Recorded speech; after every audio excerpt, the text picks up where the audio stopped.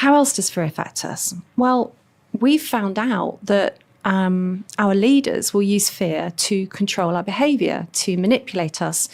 When did we, as a nation, ever consent to these sorts of tactics being used? I haven't.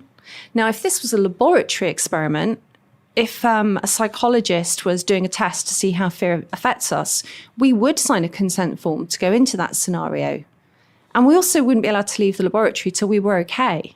Like, we're still not okay. Lots of people are still not okay, and we never consented. And I find this a very unpalatable relationship with government. I want government to fix the potholes, look after the borders. I want the government to stay well away from my emotions. It's none of the government's business. And I think that even if they had our best interests at heart, what they've done is create more problems rather than having utilised a more fact-based, rational and accurate public information campaign.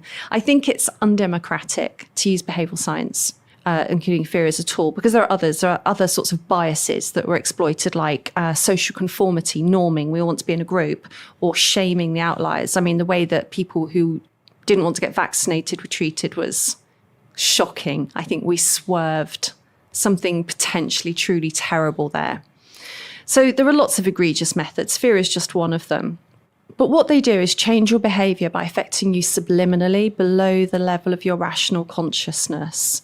And once a government's doing that, what else might you be led to change your ways in a way that goes beyond their mandate? I mean, I think politicians should have a really good idea, convince you it's a good idea, get you to vote for them, and then enact it. I don't think they should be voted in and then try sneaky psychological methods to get you to agree for ideas you didn't vote for.